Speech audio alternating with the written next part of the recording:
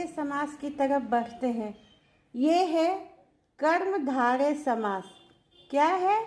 कर्मधारय समास। क्या होता है कर्मधारय समास? तो जिस समास का, जिस वाक्य का पहला पद विशेषण तथा दूसरा पद विशेष हो तो वह कर्मधारय समास होता है। अब जैसे देखिए, तो कर्मधारय समास में दो स्थिति होती है। पहला पद क्या होता है? पहला विशेषण। पहला पद क्या होता है? विशेषण। और दूसरा पद क्या होता है? विशेष। इसको हम लोग एक उदाहरण के द्वारा समझते हैं। जैसे सत्कर्म, इसका हम लोग समास विग्रह कैसे करेंगे? सत्य है जो कर्म, नील गगन, नील गगन, नीला विग्रह कर रहे हैं। नीला है जो गगन। समझ में आ गया होगा, है ना? जैसे मुख्यमंत्री,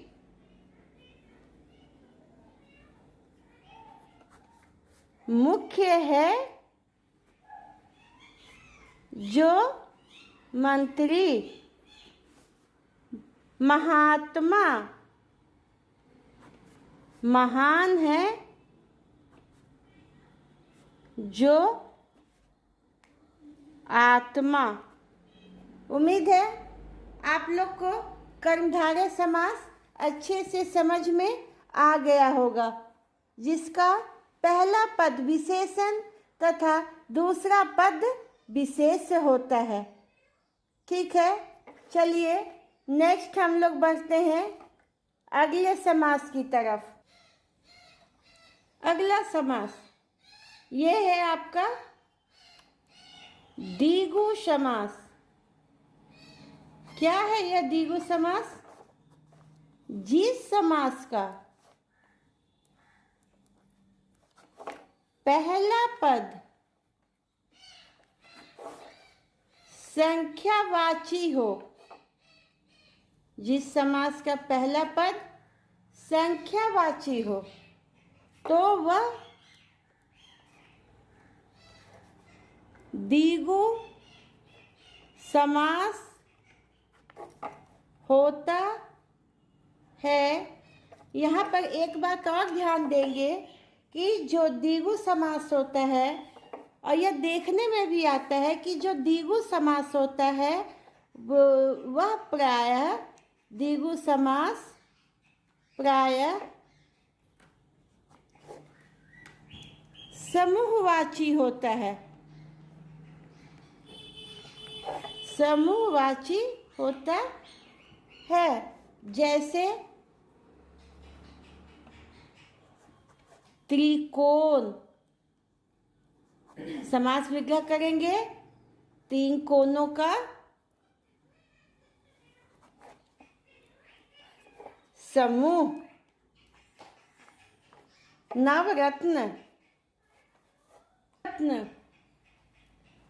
नौ रत्नों का समूह। ठीक है। शताब्दी,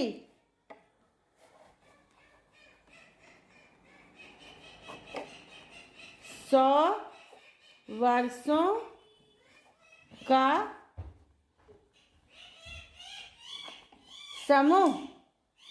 चौमासा, नवनिधि, पंजाब, मान लीजिए पंजाब, कॉम्प्लिकेटेड है, पूछा जाएगा पंजाब तो ये हो जाएगा आब। पंजाब 5, आबों 5, आबों मतलब नदियों का समूह। समझ में आ गया होगा आप लोग को। अब आगे अगले समास की ओर बढ़ते हैं। ये है आपका द्वंद्व समास। कौन सा समास? द्वंद्व समास। जिस समास में दोनों पद की प्रधानता हो,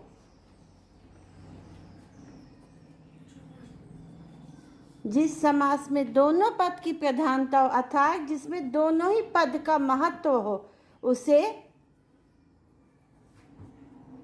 द्वंद्व समास कहते हैं। समास कहते हैं। यह प्रायः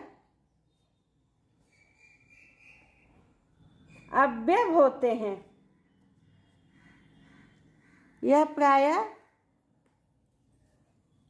अवयव होते हैं तथा समास विग्रह करते समय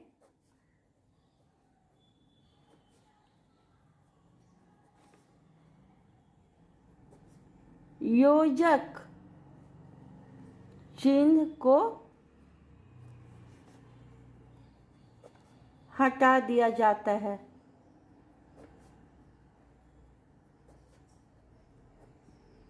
ठीक है, जैसे माता पिता।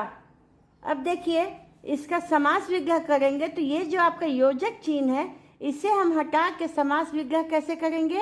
माता और पिता, गुरु शिष्य।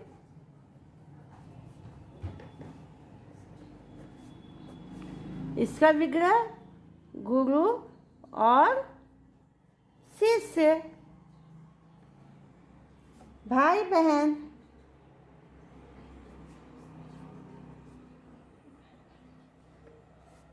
भाई और बहन। समझ गए होंगे आप लोग। अब अंतिम समास बहुव्रीहि।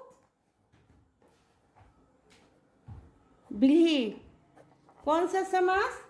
बहुव्रीहि समास।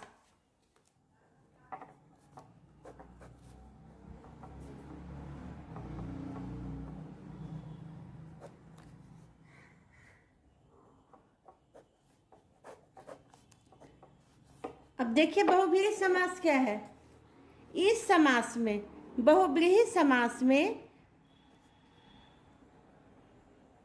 दोनों पद, कोई भी पद, इस समास में कोई भी पद प्रधान नहीं होता है, बल्कि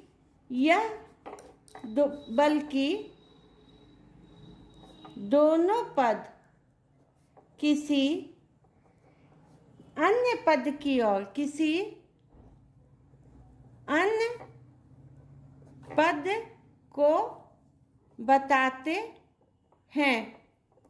ठीक है, जैसे क्या होगा इसका?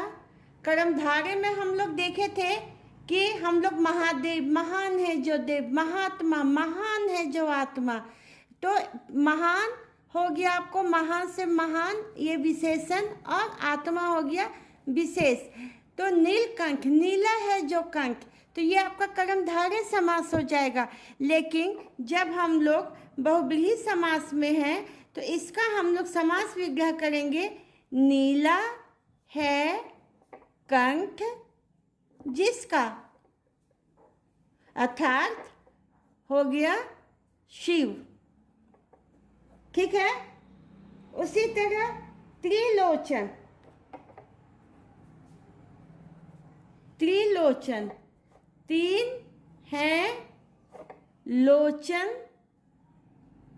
नयन आँख, लोचन जिसके, अर्थात शिव। है कि नहीं? अब है, अब इसी तरह हम लोग करेंगे मृत्युंजय। मान लीजिए मृत्युंजय। अब इसका हम लोग विग्रह करके करेंगे, मृत्यु को जय करने वाला, मतलब मृत्यु को हरा देने वाला, मृत्यु को जय करने वाला, अर्थात क्या हो जाएगा? ये भी आपका शिव हो जाएगा। वीणा पानी, वीणा पानी। तो वीणा पानी का हम लोग क्या करेंगे? वीणा है पानी में जिसके, पानी का मतलब हाथ, अर्थात सरस्वती। ठीक है। तो फिर ये आपका यही समास खत्म होता है। उम्मीद है आप इसे अच्छी तरह से समझ गए होंगे। इसे दोबारा पढ़ेंगे, समास आपका पूरा क्लियर हो जाएगा।